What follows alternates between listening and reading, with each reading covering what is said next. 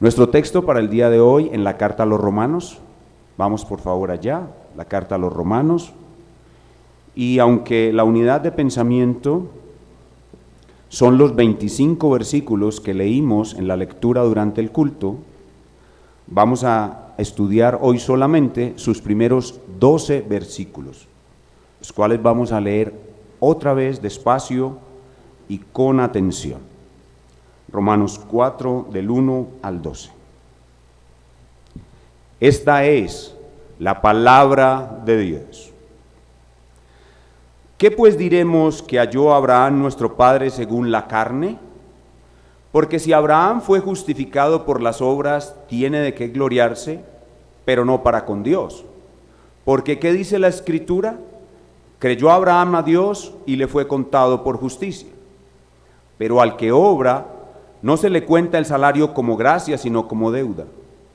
Mas el que no obra, si no cree en aquel que justifica al impío, su fe le es contada por justicia. Como también David habla de la bienaventuranza del hombre a quien Dios atribuye justicia sin obras, diciendo: bienaventurados aquellos cuyas iniquidades son perdonadas y cuyos pecados son cubiertos. Bienaventurado el varón a quien el Señor no inculpa de pecado. ¿Es pues esta bienaventuranza solamente para los de la circuncisión o también para los de la incircuncisión? Porque decimos que a Abraham le fue contada la fe por justicia. ¿Cómo pues le fue contada? ¿Estando en la circuncisión o en la incircuncisión? No en la circuncisión, sino en la incircuncisión. Y recibió la circuncisión como señal, como sello de la justicia de la fe que tuvo, estando aún incircunciso, para que fuese padre de todos los creyentes no circuncidados, a fin de que también a ellos la fe les sea contada por justicia, y padre de la circuncisión, para los que no solamente son de la circuncisión, sino que también siguen las pisadas de la fe que tuvo nuestro padre Abraham antes de ser circuncidado. Después de dejar muy claro en la primera sección, esta sección que tanto hemos enfatizado es tan importante, entre el capítulo 1, versículo 18 y el capítulo 3, versículo 20, la hemos llamado la gran sección de la carta a los Romanos, por su grandísima importancia. Después de haber dejado claro en esta gran sección el apóstol Pablo la mala noticia de que la humanidad entera está bajo la ira de Dios por su estado de total depravación, Pablo comenzó a presentar una más profunda explicación del evangelio invicto, el evangelio de la justicia de Dios en Cristo, y ha avanzado dándonos más detalles. Ahora lo que tenemos son más detalles, y detalles muy importantes de este glorioso evangelio, pero a la vez hemos notado con la sola lectura de nuestro pasaje que Pablo utiliza una estrategia que ya hemos dicho es de suprema importancia en la vida cristiana, y es la estrategia de la repetición. La repetición es algo muy importante para nosotros los cristianos. Pablo la utiliza aquí para continuar profundizando en nuestro entendimiento de esa justicia de Dios. Por tanto, antes de comenzar a estudiar nuestro pasaje, partiendo de ese detalle de que en nuestro pasaje hay repetición, debemos comenzar observando las conexiones que tiene nuestro pasaje con lo que ya se ha dicho en pasajes previos. Incluso Pablo se devuelve hasta el comienzo de la carta.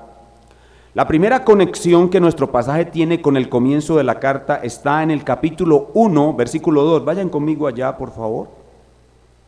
El capítulo 1, versículo 2, dice que él había prometido antes por sus profetas en las santas escrituras.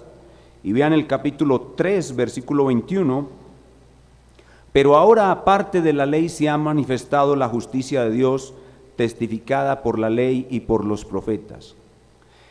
Nuestro pasaje tiene una conexión con estos dos pasajes y desarrolla aún más el hecho de que el Evangelio no es algo nuevo, de que la justicia de Dios no es algo nuevo. El primer elemento que a punta de repetición el apóstol Pablo quiere profundizar es la antigüedad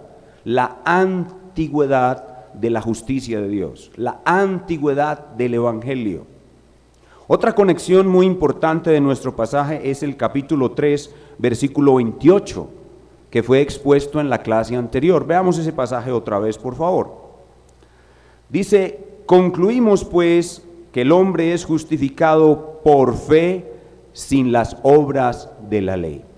La explicación que Pablo dio en la primera sección de la carta, que nos llevó a admirar la justicia de Dios como la única forma de librar de la ira de Dios y de su depravación al pecador, ahora se concreta en una de las doctrinas más importantes de la fe bíblica, y es la justificación por la fe sola. La justicia de Dios en Jesucristo, aquella justicia no que el hombre logra por sus buenas obras, sino que Dios regala por la obra de Jesucristo, se transforma ahora en la justificación por la fe sola. Lo que ahora va a seguir hablando de esa justicia de Dios con la cual Pablo comenzó su carta, es la gloriosa doctrina de la justificación por la fe sola.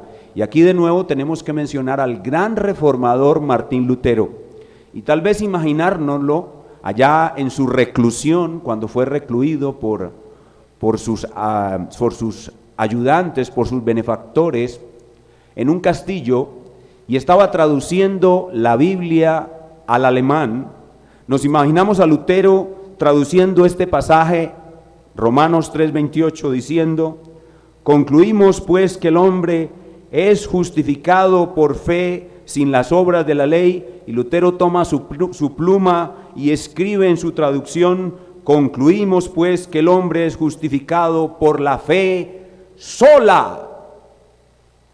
Y a partir de ahora, esa expresión de Lutero se ha convertido en la historia, en la representación más exacta de la justicia de Dios que salva al pecador. La justificación por la fe sola es de aquí en adelante el gran tema y el motivo de explicación y profundización del apóstol Pablo. De aquí en adelante en toda la carta, todo va dirigido a la justificación por la fe sola. Esta es la forma como la expiación, o sea, la sangre de Cristo derramada, es exaltada por medio de un contraste entre la justificación por obras y la justificación por la fe sola. La justificación por la fe sola declara que la expiación de Cristo es grande, que la expiación de Cristo es suficiente, que Cristo solo, sin ayuda de nadie, es el autor y consumador de la salvación de una nueva humanidad. La justificación por la fe sola exalta la expiación eficaz que glorifica a Cristo. Esa expresión, esa pequeñita palabra, la palabra sola, mantiene el contraste con una justificación por obras totalmente imposible.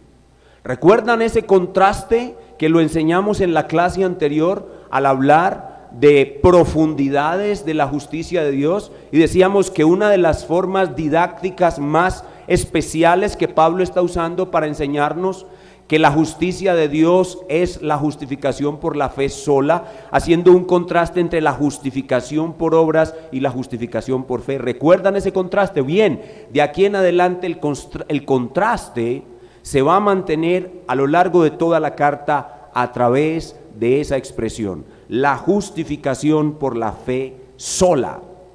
Por eso, antes de empezar la explicación de nuestro texto, nos conviene estar seguros de que todos hemos entendido qué es la justificación por la fe sola. Primero que todo, es un escenario en un tribunal.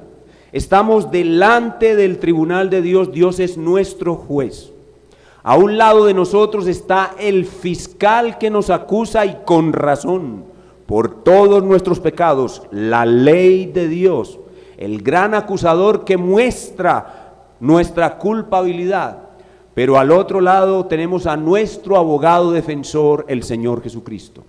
La ley, el fiscal pronuncia su acusación ante el juez.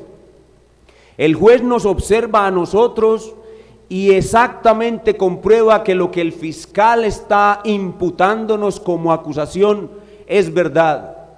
Y el juez podría estar dispuesto y en cualquier momento hacerlo, a pronunciar sobre nosotros una sentencia condenatoria diciendo: culpable, merece toda la ira de Dios. Pero el juez repara que a nuestro lado está nuestro abogado, el Señor Jesucristo, y que hay una perfecta unión entre nosotros y nuestro abogado, de tal manera que la justicia de nuestro abogado, su vida perfecta durante 33 años y su sufrimiento en la cruz, que es exactamente la demanda de castigo que la ley exige, que están con nuestro abogado, se imputan a nosotros, de tal manera que Cristo nos da su justicia, nos viste de su justicia y quita la culpa de nuestra vida por el castigo que Él recibió.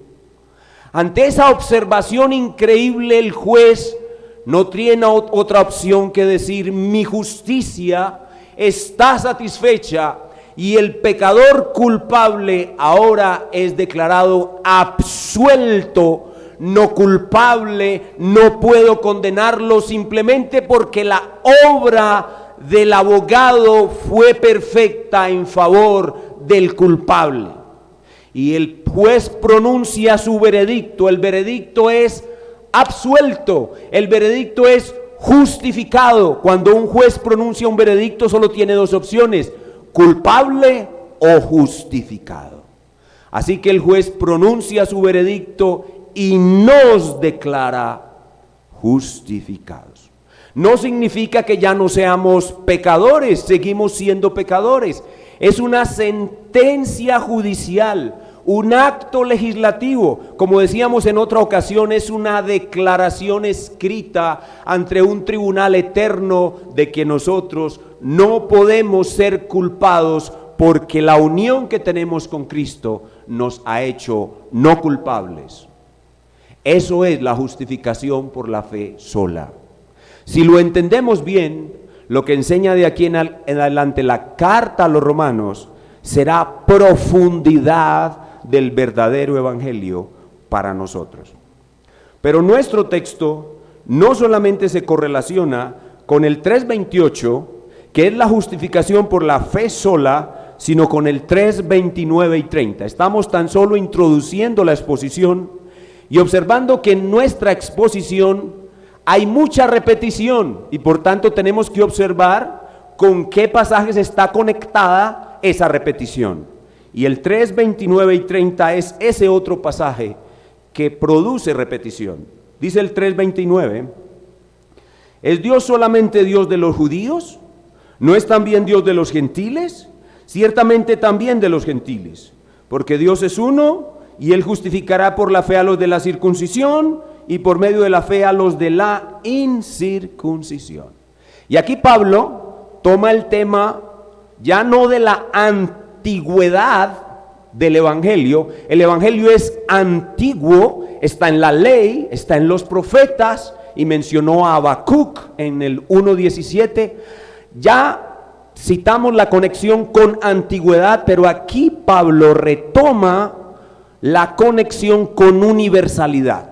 Hay dos palabras claves en el estudio de nuestro pasaje. La primera es antigüedad. Los textos con que está conectado nuestro pasaje, que son repetición, son primero antigüedad y en segundo lugar universalidad. Universalidad. En 3:29 y 30 nos está diciendo que la justificación por la fe sola es la única forma de salvación tanto para judíos como para no judíos. Y ustedes recuerden que eso ya Pablo lo mencionó en 1:16. en 1:16. Así que estas son todas las conexiones de repetición que tiene nuestro pasaje, y en cierta forma nuestro pasaje es una repetición profundizada de las cosas que Pablo ya ha dicho sobre la justicia de Dios, que ahora se presenta con una punta de lanza, que es la justificación por la fe sola. En cierta forma, la carta a los romanos es como una sinfonía que enuncia sus temas, tema A, tema B, y después de que la sinfonía enuncia sus temas, los desarrolla y los reexpone. Eso es lo que está haciendo aquí el apóstol Pablo.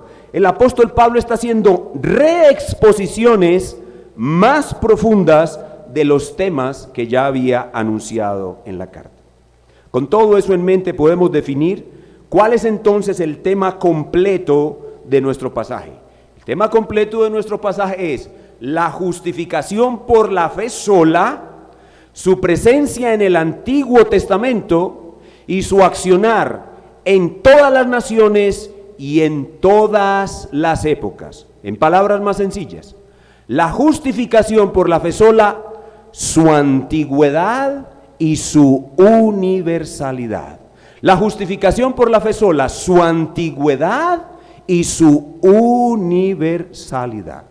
Y por eso le hemos puesto por título a nuestra exposición en esta mañana: la antigüedad y la universalidad del Evangelio invicto.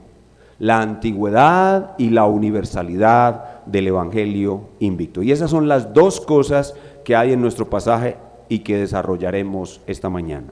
Primero, la antigüedad del Evangelio invicto en los versículos 1 al 8, y segundo, la universalidad del Evangelio invicto en los versos 9 al 12.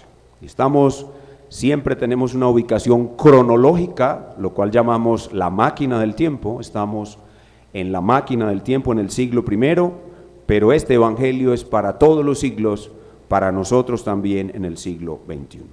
Comencemos entonces hablando sobre la antigüedad del Evangelio invicto. Ya dijimos pues que en este primer punto Pablo ya había mencionado esta antigüedad en el 1:17, y allí en el 1:17 citó al profeta Habacuc, diciendo que la justicia de Dios no era algo nuevo, que el profeta Habacuc había anunciado la justificación por la fe sola.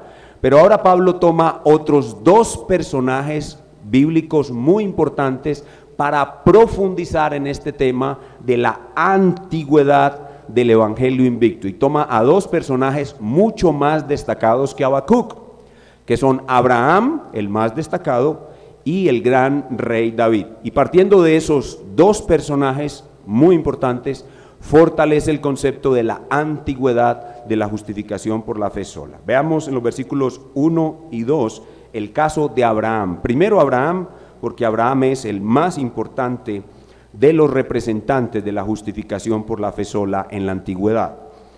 4:1. ¿Qué pues diremos que halló Abraham nuestro padre según la carne? Porque si Abraham fue justificado por las obras, tiene de qué gloriarse, pero no para con Dios. Abraham tuvo grandiosas obras. ¿Cuál fue la obra mayor que Abraham realizó? Sin duda, el sacrificio de su hijo Isaac.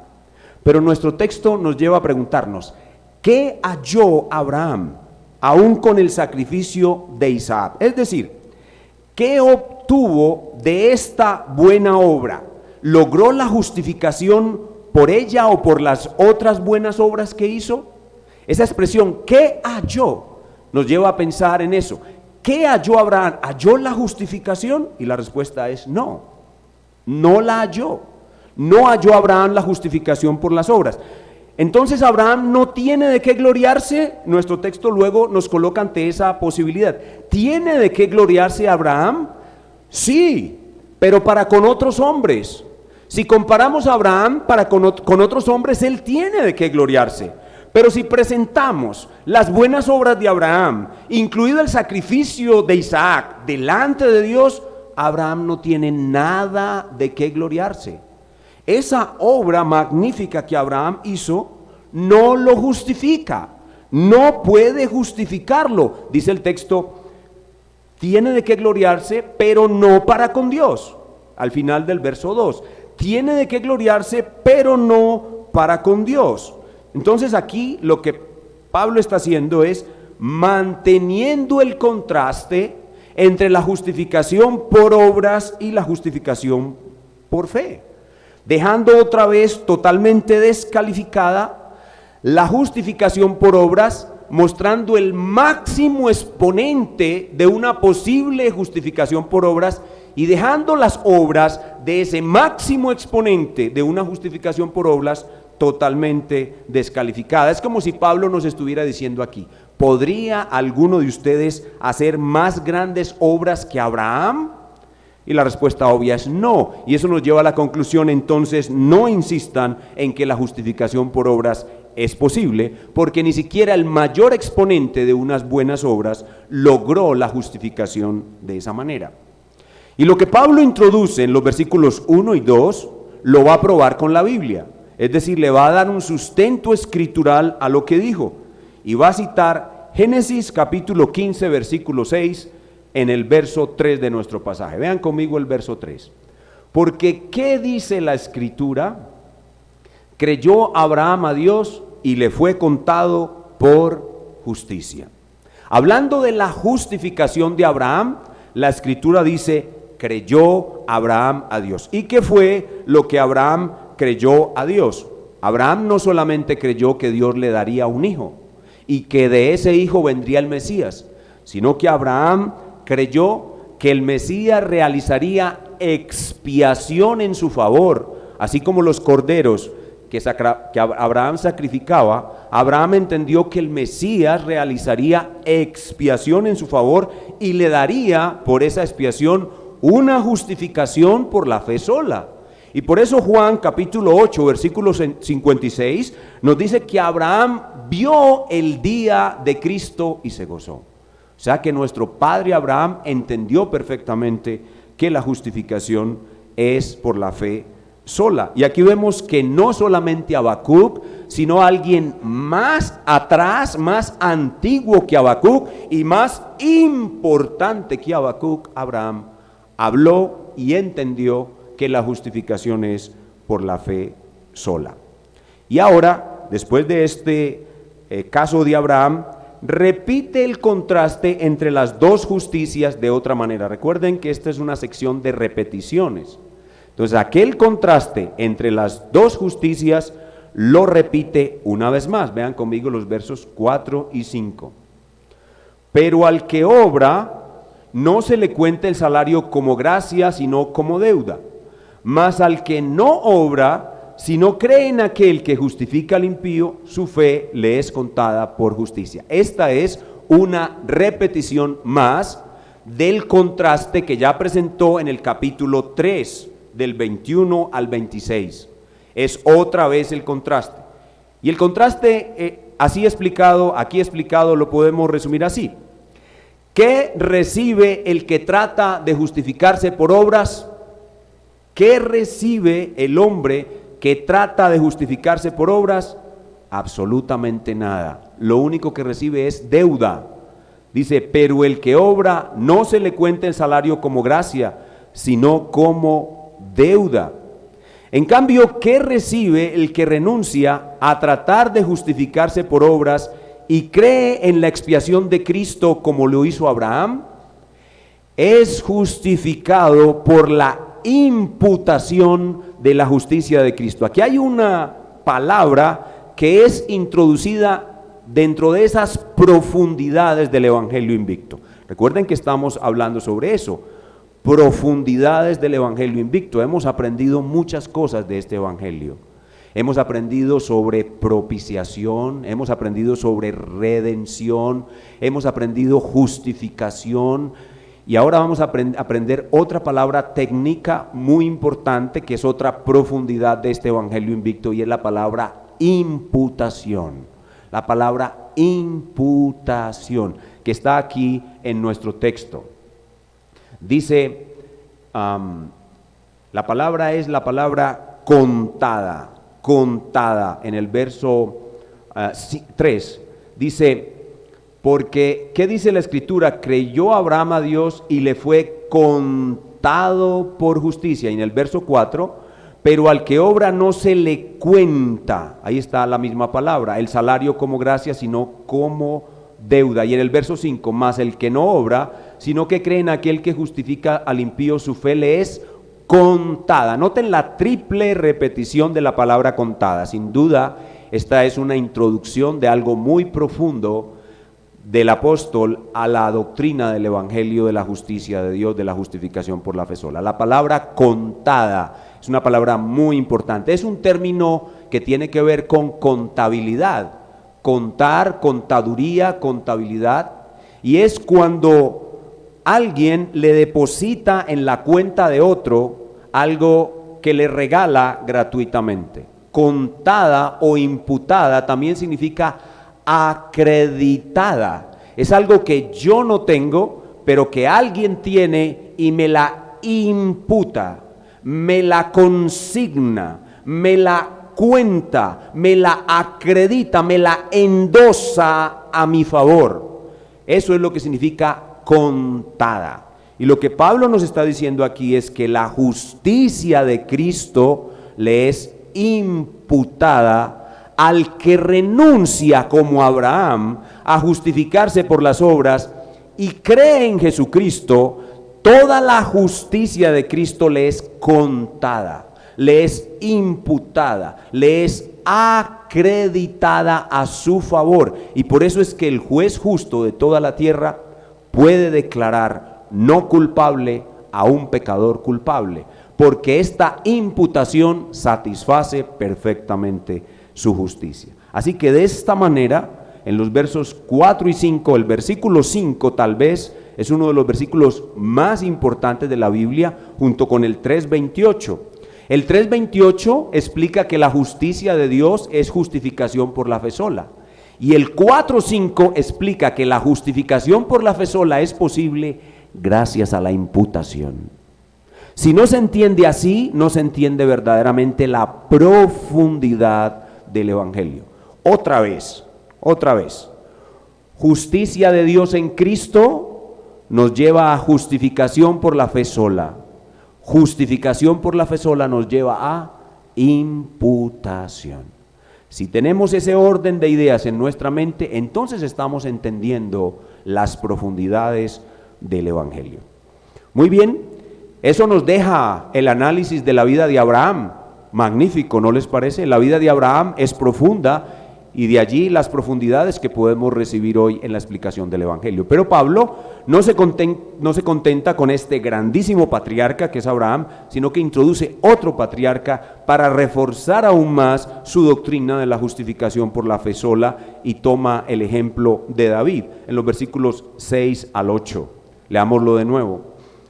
Como también David habla de la bienaventuranza del hombre, a quien Dios atribuye justicia sin obras. Noten la repetición. Pablo repite y repite y repite, diciendo, verso 7, bienaventurados aquellos cuyas iniquidades son perdonadas y cuyos pecados son cubiertos. Esa palabra es bien interesante.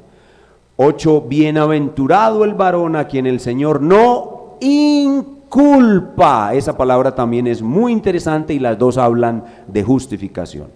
Que el Señor no inculpa de pecado. Entonces nos introduce al patriarca David. Y dice el apóstol Pablo que cuando David escribió el Salmo 32, esta es una cita del Salmo 32, me imagino que ustedes recuerdan lo que provocó la escritura del Salmo 32. ¿Recuerdan el pecado de David con Betsabé? Pecado de adulterio y homicidio, y cómo David estuvo impenitente durante un año hasta que Dios envió al profeta Natán y lo llevó al arrepentimiento y escribió el Salmo 51, ¿lo recuerdan? En el Salmo 51 explica la gran agonía que produce haber pecado contra Dios. El Salmo 51 es la caída de un verdadero cristiano. Pero en el Salmo 32, David, que ya conocía la justificación por la fe sola, se acordó que el sustituto ante el tribunal de Dios ya había pagado por sus pecados, y por eso en el Salmo 32 pudo experimentar un profundísimo perdón, una seguridad absoluta de perdón. Y es que sin la expiación, sin la justificación por la fe sola, es imposible experimentar un profundísimo perdón, como el que David escribe en el Salmo 32. Entonces Pablo interpreta para nosotros el Salmo 32 y nos dice: ¿tú sabes de qué está hablando David en el Salmo 32? Y tú dices: oh sí, del perdón que recibió cuando pecó con Betsabé y después Dios lo trajo a arrepentimiento por Natán. Sí, está hablando del perdón, pero ¿sabes cuál es el tema teológico que está detrás de ese perdón? Nos dice Pablo. Pero yo no lo sé. Pablo nos dice: no lo sabes, es la justificación por la fe sola. O sea, nosotros no nos imaginaríamos eso. Nosotros nos circunscribiríamos solamente al hecho de que Dios perdona. Sí, Dios perdona. ¿Pero cómo? Por medio de la justificación por la fe sola. Y eso es lo que nos dice Pablo acá. Pablo nos dice que David era un creyente ya cuando pecó. David ya había creído en una justificación por la fe sola y aún así pecó. Pero cuando David pecó y fue llevado al arrepentimiento, su pecado fue cubierto. La sangre del Señor Jesucristo, derramada sobre el propiciatorio, satisface la demanda de la ira de Dios que está debajo del propiciatorio. La sangre cubre de la vista de Dios la sentencia que el pecado, que la ley produce sobre el pecado. Y el pecado de David fue cubierto por la justicia de Dios derramada sobre David, justificada a David, aplicada a David, imputada a David. Y por eso es que David puede experimentar un perdón tan perfecto y tan profundo que casi que no lo podemos imaginar bailando y danzando por la alegría del perdón. Así como en el 51 no lo podemos imaginar tan afligido que no quería ni comer. En el 32 nos lo imaginamos cantando y danzando y bailando por la alegría del perdón. ¿Y qué fue lo que hizo posible ese perdón? La justificación por la fe sola. Porque ya los pecados de David habían sido perdonados por Dios. Y eso es lo que trae la justificación. La justificación trae un perdón perfecto. Y por eso es que David salta de alegría en el Salmo 32. Fui perdonado, mi pecado es como si nunca lo hubiera cometido. ¿Cómo puede un cristiano que ha cometido tales barbaridades como homicidio y adulterio sentirse como si nunca hubiera pecado? O porque la justificación por la fe sola, que es un resultado de la expiación, es perfecta. Solo por eso. Entonces David escribe este salmo como un pecador que ya había sido justificado por la fe sola y que recibe los beneficios del perdón que provienen de la misma. Y eso es lo que Pablo nos dice aquí. Bienaventurado el varón a quien Jehová no inculpa de pecado. Eso es lo que hace la justificación por la fe sola. Nos quita la culpa, no inculpa. Nos quita la culpa por el acto perfecto de sustitución e imputación. La justificación por la fe sola exalta en gran manera la expiación de nuestro Señor Jesucristo. Por eso, las personas que creen que la salvación se puede perder cuando un creyente peca, deberían esperar que en el caso de David, Dios enseñara que la salvación se puede perder, porque ¿qué momento más adecuado para enseñar que la salvación se puede perder que estos dos horribles pecados de David? Pero lo que sucede en la Biblia es todo lo contrario. La Biblia muestra que cuando el creyente peca, gracias a una justificación por la fe sola, que es el resultado de una expiación eficaz y perfecta, el creyente obtiene un perdón perfecto, como si nunca hubiera pecado. Las Sagradas Escrituras dicen que gracias a la expiación, gracias a la justificación por la fe sola, los pecados del creyente, David aquí es un creyente que pecó, son sepultados en lo profundo del mar. Y para los antiguos, escuchen bien esto, para los antiguos el mar no tenía fondo, por eso lo llaman el abismo.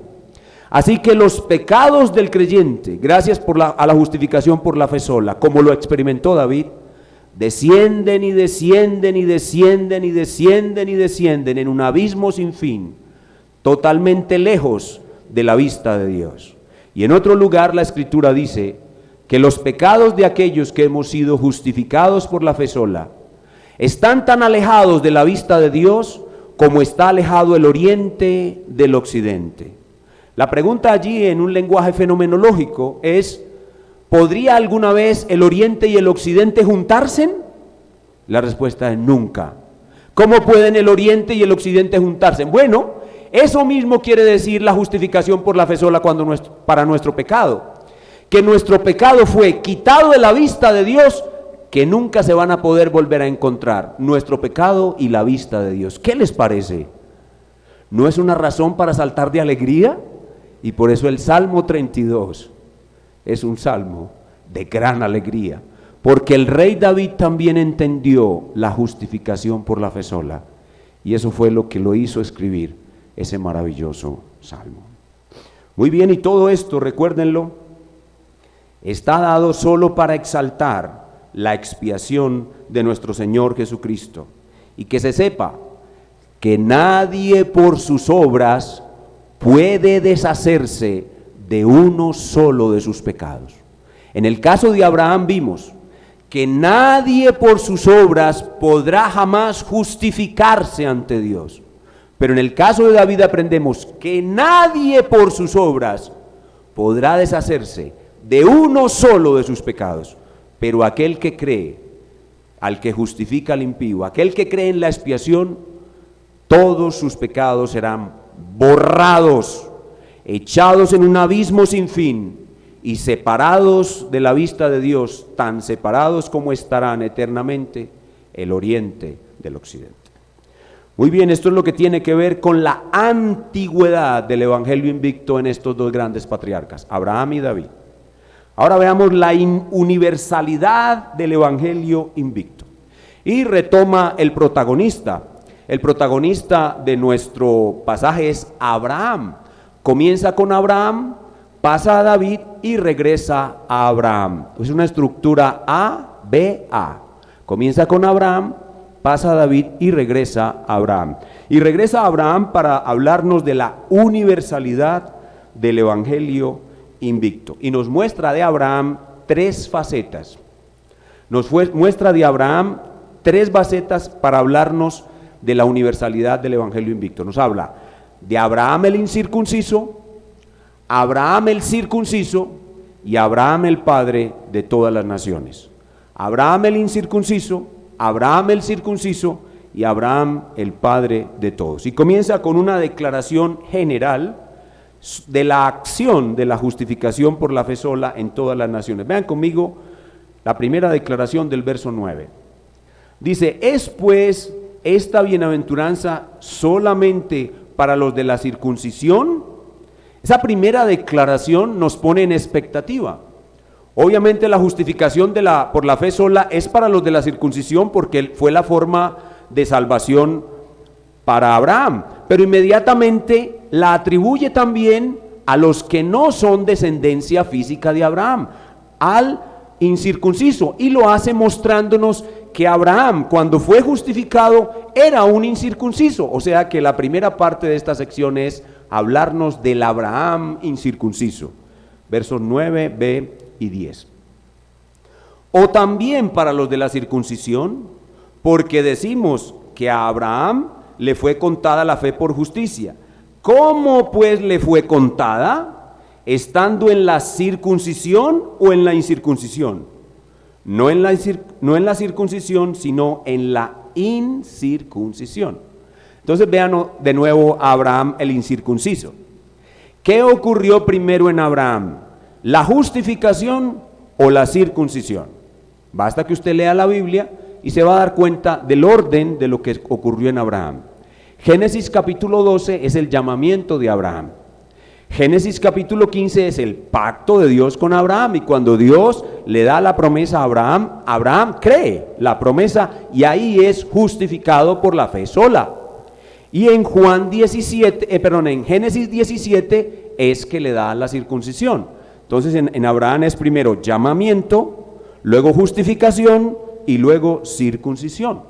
Así que la justificación por la fe sola es primero que la circuncisión en la vida de Abraham. Y eso indica que como Abraham, todos los incircuncisos seremos justificados por la fe sola, porque Abraham fue justificado siendo incircunciso.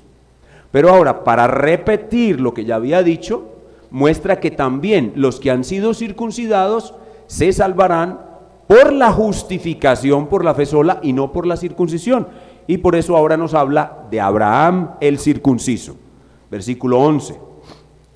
Dice, y recibió la circuncisión como señal, como sello de la justicia de la fe que tuvo estando aún incircunciso. Entonces ahora nos habla de este siguiente elemento.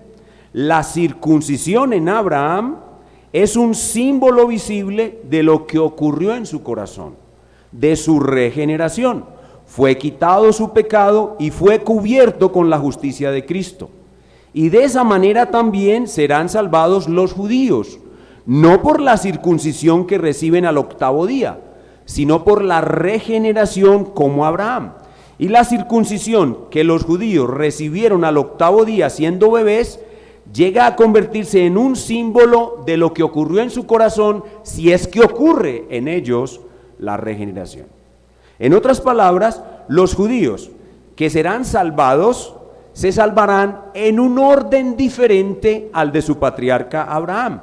Su patriarca Abraham fue primero justificado y luego circuncidado. Ellos al revés, ellos primero serán circuncidados y luego serán justificados, pero de ninguna manera la circuncisión contribuirá a su salvación, solo la justificación por la fe sola que se manifiesta en la regeneración.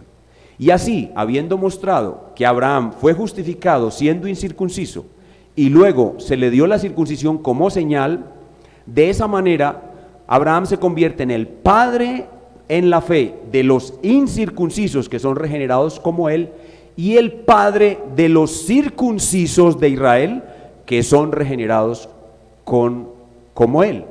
O sea que Abraham, el padre de todos. Entonces vimos Abraham el incircunciso para justificar la salvación por la fe sola en los incircuncisos, Abraham el circunciso y explicar el proceso de salvación en los circuncidados también es de la misma manera, y Abraham así se convierte en padre de todos, y es lo que dicen los versículos 11b y 12. Dice, para que fuese padre de todos los creyentes, no circuncidados, a fin de que también a ellos la fe les sea contada por justicia, y padre de la circuncisión, para los que no solamente son de la circuncisión, sino que también siguen las pisadas de la fe que tuvo nuestro padre Abraham antes de ser circuncidado. De esa manera, pues, la justificación por la fe sola queda declarada como el único medio de salvación en todo el universo, en todas las naciones y en todas las épocas. Y una cosa muy importante que está enseñando este pasaje, y que puede ser un error que algunas personas cometan, especialmente cuando se sigue cierta forma de interpretación del Antiguo Testamento que se conoce como dispensacionalismo, es creer que los antiguos tuvieron otra forma de salvación distinta a los creyentes del Nuevo Testamento. No, este pasaje nos muestra que los antiguos se salvaron de la misma manera que los otros.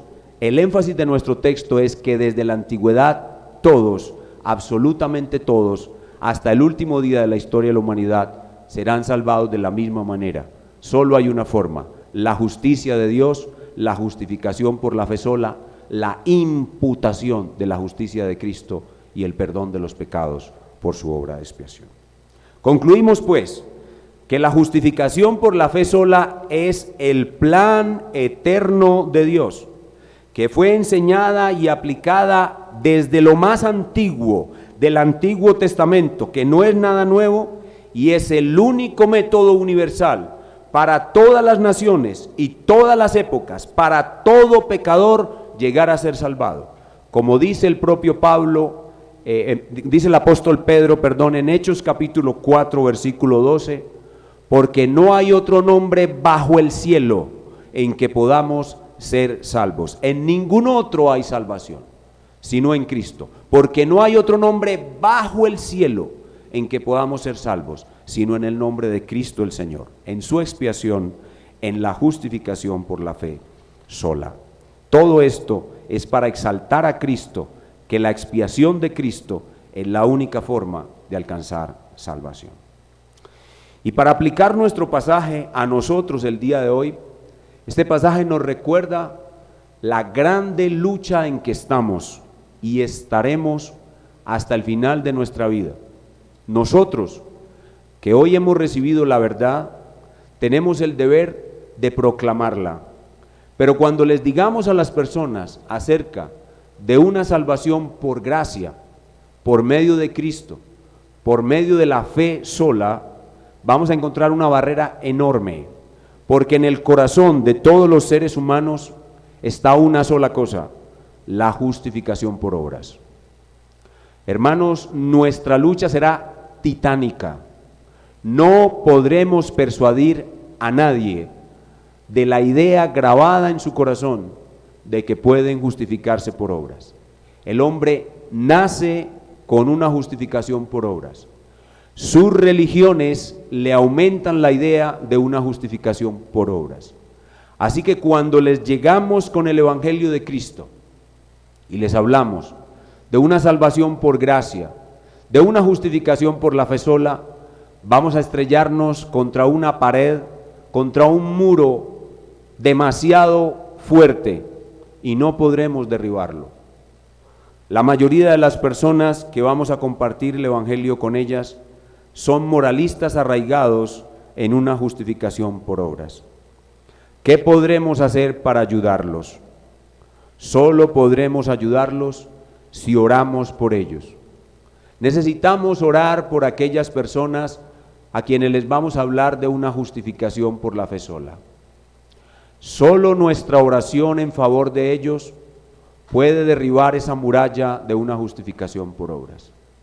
Pero después de orar por ellos, necesitamos ir y compartir con ellos la ley y el Evangelio. La ley traerá convicción de pecado sobre ellos. El Espíritu Santo los convencerá de pecado, de justicia y de juicio. Y después de compartirles la ley, les compartiremos este Evangelio, la justificación por la fe sola. Y como Él es invicto en todos aquellos que el Señor haya elegido, veremos la increíble transformación de una justificación por obras a una justificación por la fe sola. Pero no será una tarea fácil. Tendremos que orar, tendremos que hablar una y otra vez la ley y el Evangelio, tendremos que ser rechazados muchísimas veces, humillados, afrentados y avergonzados, porque esto sonará como locura a los oídos de todos los seres humanos que les hablemos. Seremos humillados, rechazados, avergonzados, la locura del Evangelio. Ellos verán el Evangelio como una locura y nos rechazarán. Pero nosotros tendremos que defender esto hasta el final. Y aquellos de quienes el Señor tenga misericordia, ellos vendrán como nosotros a exaltar la gloria de Cristo en una expiación perfecta y eficaz que se representa por una justificación por la fe sola. Pero tenemos también a manera de aplicación otro desafío como creyentes del siglo XXI, no solo en la evangelización, sino buscando la reforma de la iglesia del Señor Jesús. Porque muchas iglesias de nuestro tiempo en el siglo XXI dicen creer la justificación por la fe sola, pero cuando les enseñan a sus miembros que la salvación se puede perder, la niegan.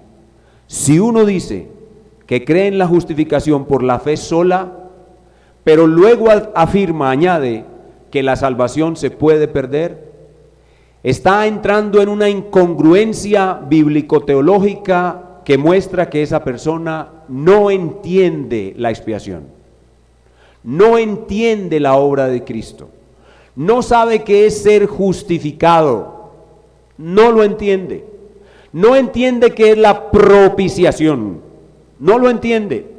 No entiende qué es la redención. No lo entiende. No entiende qué es la imputación. No lo entiende. Tiene un conocimiento muy básico del Evangelio. Cristo es su Salvador y por ese conocimiento irá al cielo, pero mientras esté aquí en la tierra, estará deshonrando a Cristo todos los días de su vida, diciendo que la salvación que Cristo regaló a su pueblo se puede perder. Eso es no entender la obra de Cristo. Es no entender el Evangelio. Y por eso como iglesia también tenemos que orar y rogar y con mucha paciencia, con mucho amor, hablar a nuestros hermanos cristianos sobre la expiación, sobre sus resultados, los beneficios de la expiación, los resultados de la expiación como veíamos hoy en la clase. Todo esto con mucha paciencia y con mucho amor. El Señor quiera llevar a su iglesia para que no deshonre más su nombre. Porque por un lado lo exaltan, cantando, gritando, celebrando y hablando por todas partes del Evangelio de Cristo. Pero por otro lado lo deshonran, diciendo que la expiación no es eficaz, negando una justificación verdadera. Porque si la salvación se puede perder, entonces no hubo justificación. Dios quiera que la iglesia de nuestro tiempo reciba lo mismo que la iglesia antigua. La iglesia de los días de Lutero, la iglesia de los días de Calvino, para quienes este glorioso evangelio brilló con gran poder y quienes podían decir como truenos en medio de la más horrenda tormenta de persecución: creemos en la sola escritura, creemos en la sola gracia, creemos en la sola fe, creemos que solo Cristo hizo la obra de salvación y ella es perfecta, y así le damos la gloria solo a Dios. Pero si insistimos en que la salvación se puede perder, no estamos dando gloria a Cristo, no estamos dando gloria a Dios. Estamos compartiendo la gloria con Cristo. El hombre y Cristo es una especie de unión entre obras y fe. Si decimos que la salvación se puede perder, dejamos a Cristo una parte de la gloria, pero la otra parte de la gloria está en mis obras.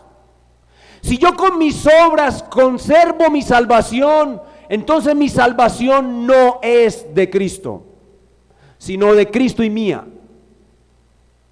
Pero si yo por mis obras no insisto en que mis obras preservan mi salvación, ni que mis pecados hacen perder mi salvación, entonces estoy dando toda la gloria a Cristo.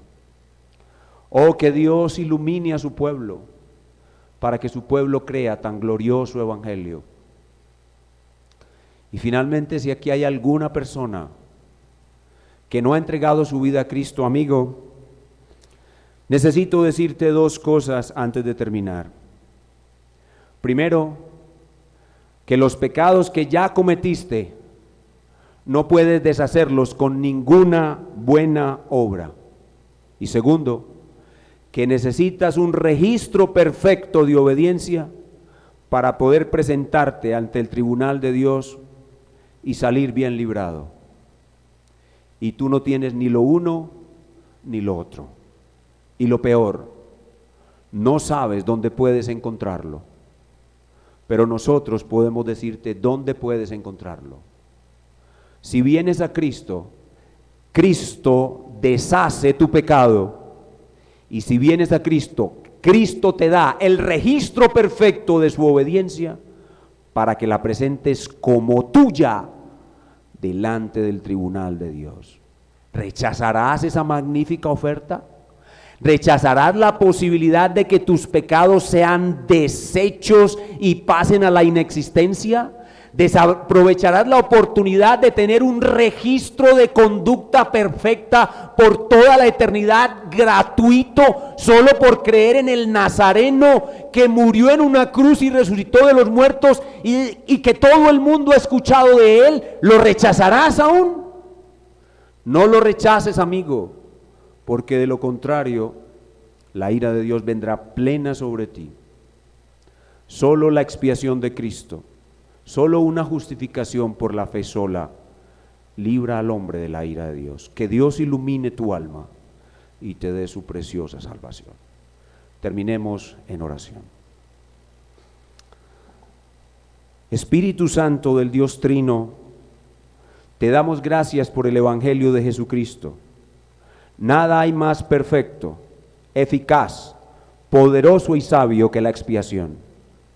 Esa expiación magnífica que nos trajo propiciación, que nos trajo redención, que nos trajo justificación por la imputación y que ahora nos hace hijos de Dios eternamente. Gracias por permitirnos profundizar en este glorioso Evangelio. Gracias una vez más, mil y mil gracias por la carta a los Romanos. La carta a los Romanos es un verdadero gigante, ante el cual nosotros somos como grillos, pero tu Espíritu nos permite entenderla, profundizarla y vivirla. Ten misericordia de nosotros, ten misericordia de tu pueblo, ten misericordia de los inconversos y aplícales esta grandiosa salvación. Y esto te lo pedimos en el nombre de Cristo. Amén.